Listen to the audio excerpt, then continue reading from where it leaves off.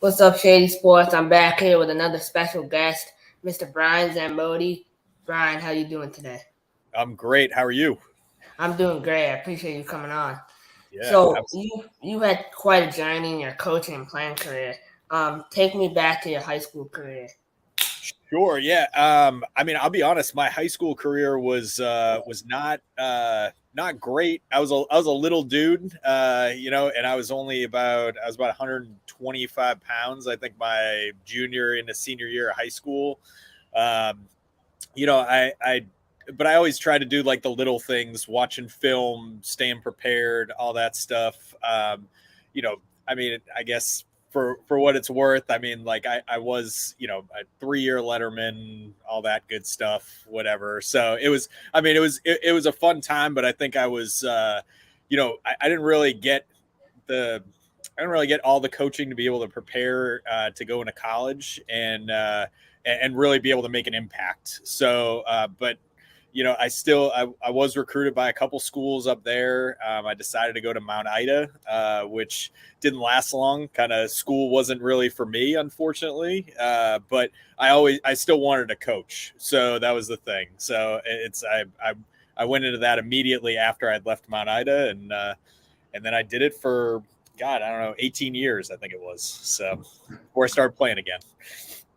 So yeah, you've had quite a career. After college, where was your first semi-pro opportunity?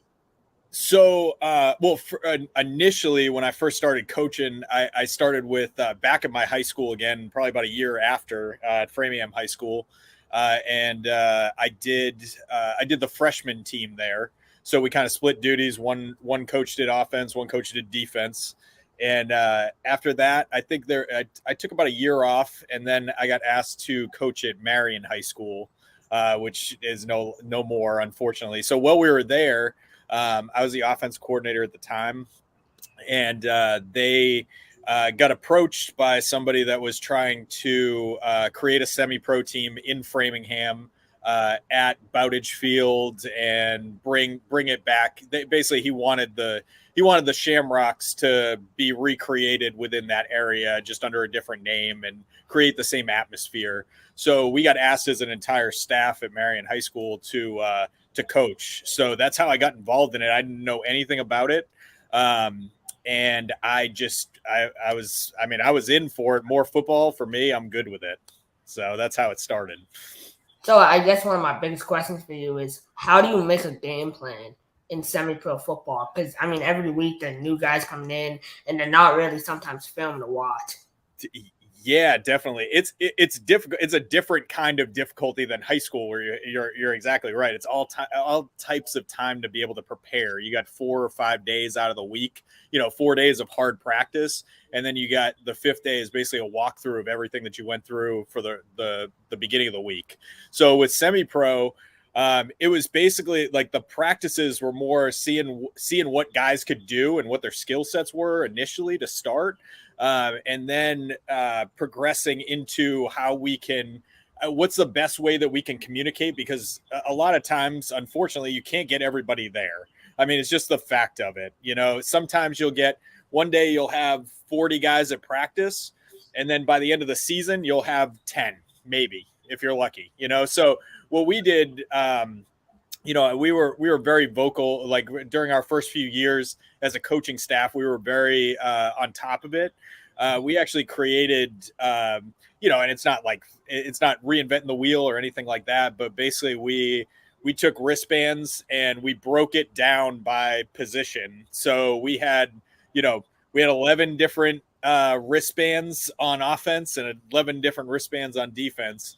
But it would be exactly what your assignment is for each play instead of just giving the entire play on the wristband. So that helped us, that helped us be able to, unfortunately, bring in people during the season, which I kind of frown upon, but at the same time, it's needed sometimes if you're low on numbers, and you're able to just give them a wristband and just let them play. So that was the main thing, is we didn't want guys to think a lot. So we kept it real basic, and then we just segregated by the position. That's all it was. So it ended up working out pretty well for us, and we've continued to do that throughout the years. So that's a really creative way to divide it up.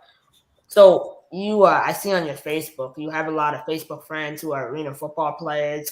Do you have any experience coaching arena football? I don't. I've been asked a few times to do it, but unfortunately, with my work now, it's very difficult for me to. I travel for work, so Monday through Thursday, I'm away.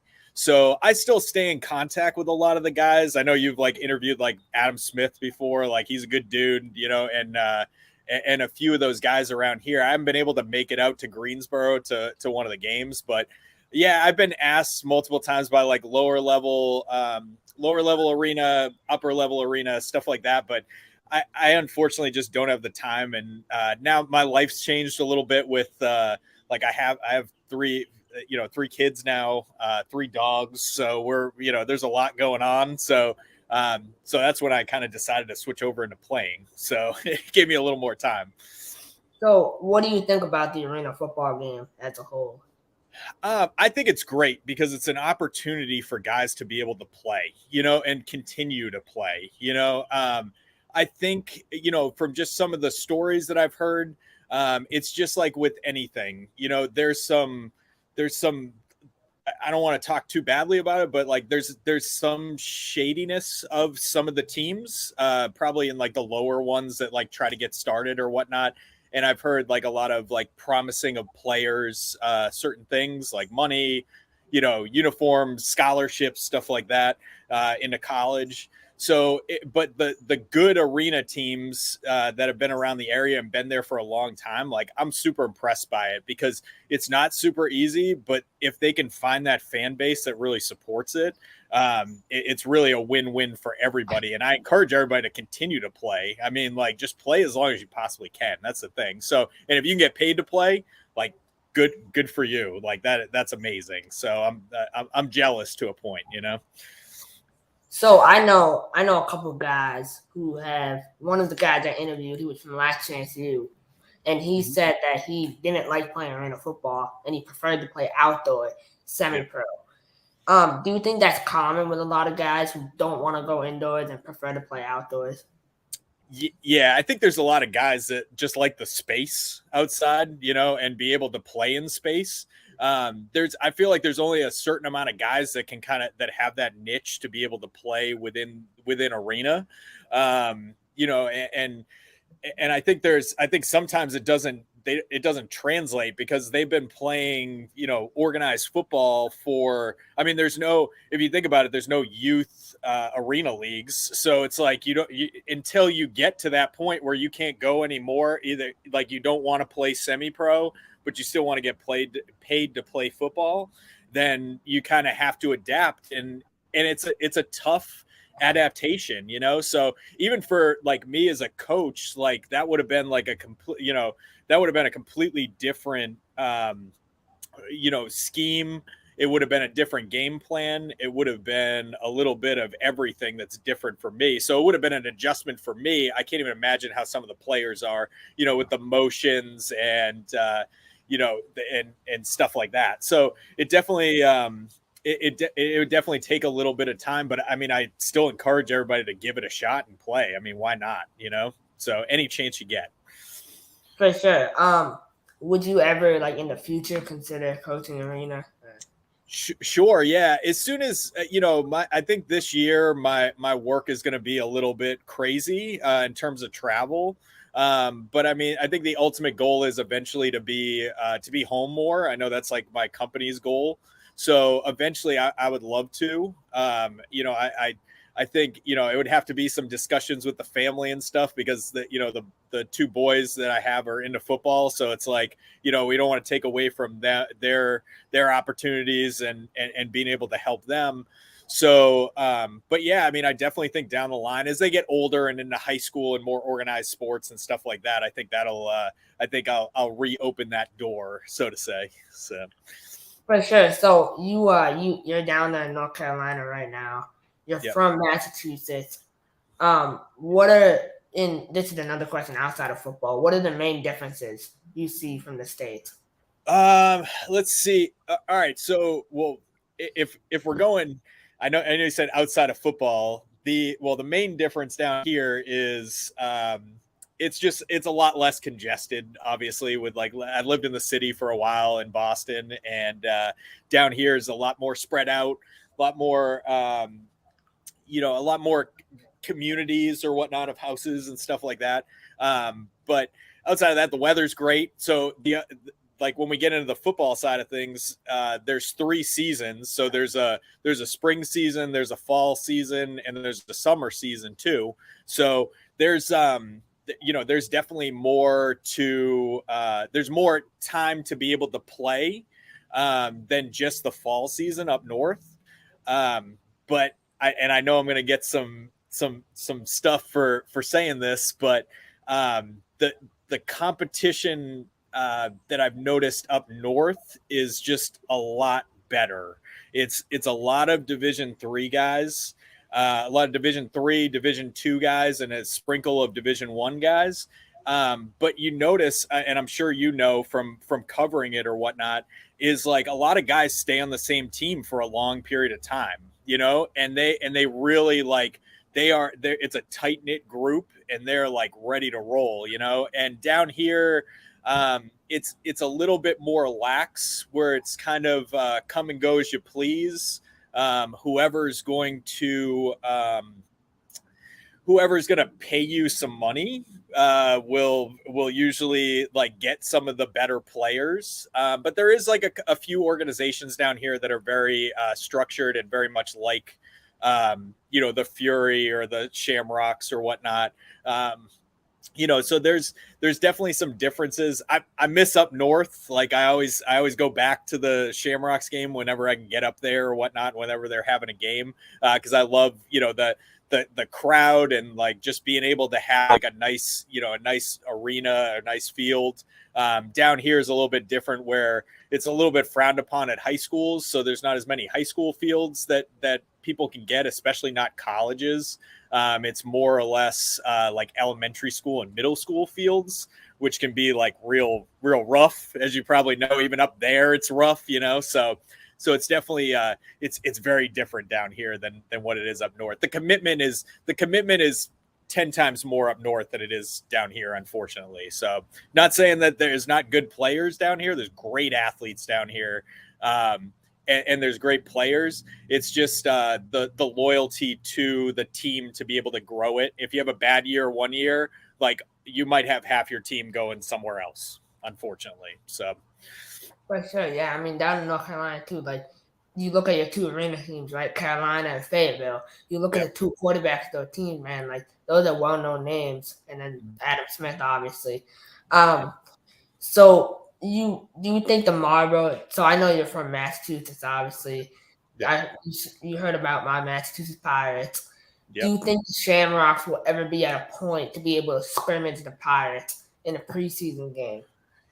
Yeah, I don't see why not. I mean, I think they would love to do that. I mean, it would definitely be, I'm sure there would probably be some rule restrictions and stuff like that with them playing. Knowing Chris up there, the owner of the Shamrocks or whatnot, he never shies away from competition. So I definitely wouldn't be surprised if they wanted to do that. And honestly, like I think there was a few, I think, or at least one of the, I know Lamar Edwards played for the Pirates and he played for the Shamrocks. So yeah, I mean, there's guys that can cross over, but I think that would be like just great competition to be able to like see that. I think that would be great for like the city of Worcester and like just the overall just bridging the gap between arena and semi-pro, because like as you know, like the Pirates really like they do a great job of, I follow them on social media and all that stuff. And like, they do such a great job with everything with that whole organization. So yeah, both of them top tier organizations. I think they should come together for something. For sure. And they're both run by top tier people. Chris is a like top class guy, and then Jawad obviously down there. Yep. So talk a little bit about your relationship with Chris and what he means to you and in the game as a whole. Sure. Yeah. Chris kind of saved me a little bit. It was, a few years I was coaching with the Colonials up north, and I feel like we had kind of run our course a little bit, and we had the head coach at the time. He was going on to like different endeavors and doing, he was going to college and going to coach in college. So I was kind of like out there. They wanted me to be the head coach. I didn't feel I was ready for that yet. So I reached out I reached out to Herb Woodard and Nico Williams, who like are both like really good friends of mine. And I asked them how, they played for me a few years back. And I reached out to them and just asked them like, hey, like I really wanted to work with Corey Spencer was my big thing. What he was doing at the time was unseen in semi-pro period. I mean, I think the year before I had come on, he had thrown for over 50 touchdowns. I think it was like 54 or something like that in a year.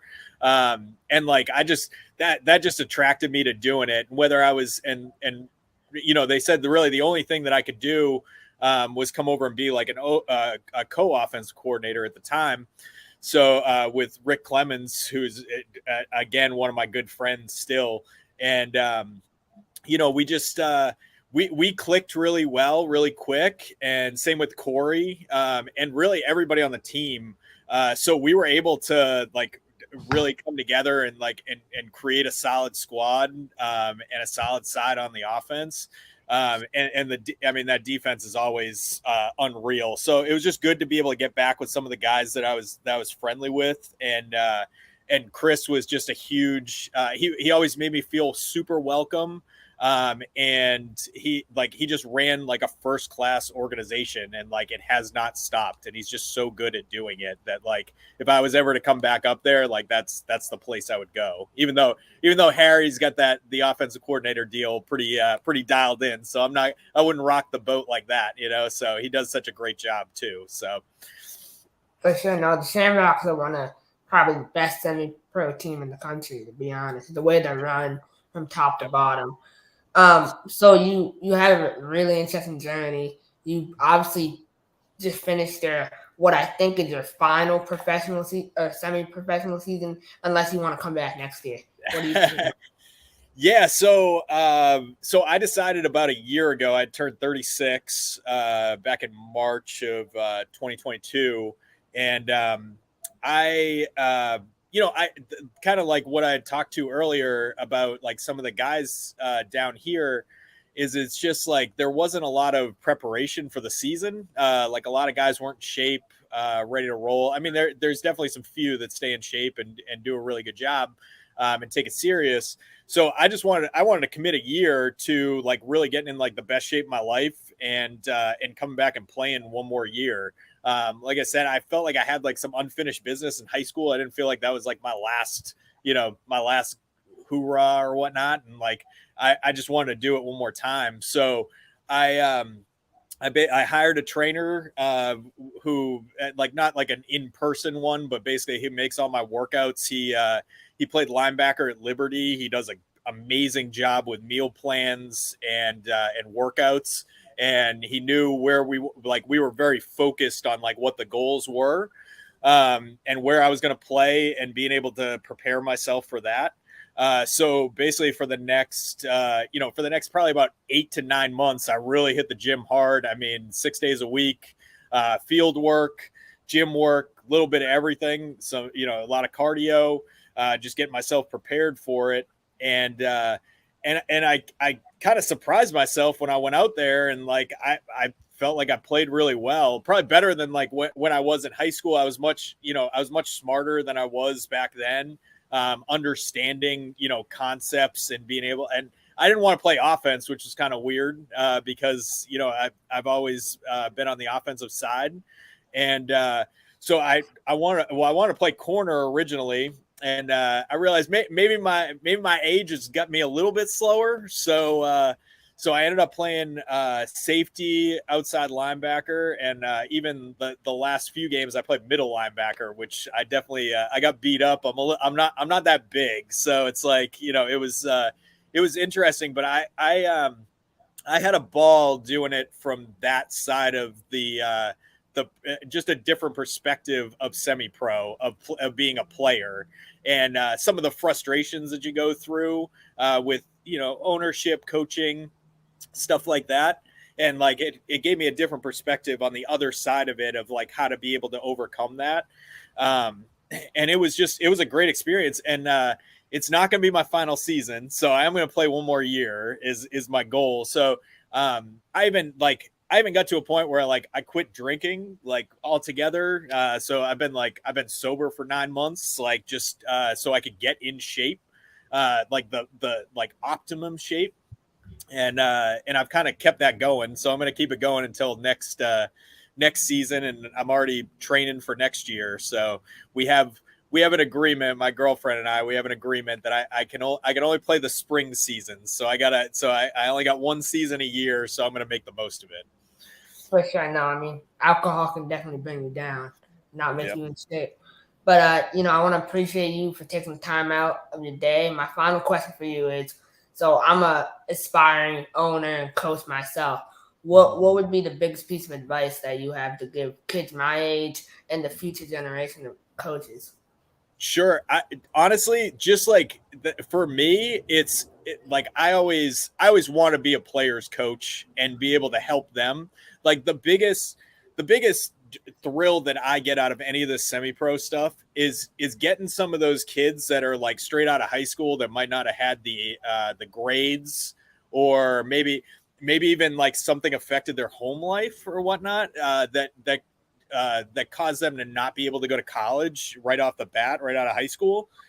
So being able to like be that like leadership figure for them and be able to encourage them as you go along, to be able to get them into college and get them to do greater things and show that like you believe in them. And that's like the most important thing. There's just a lot of guys that like just nobody believes in them, unfortunately. So like if you could be that one shining light to be able to help them move forward in their life, that's the greatest. It's just the greatest achievement. Like I've gotten a few guys into college and tried with a bunch of other ones.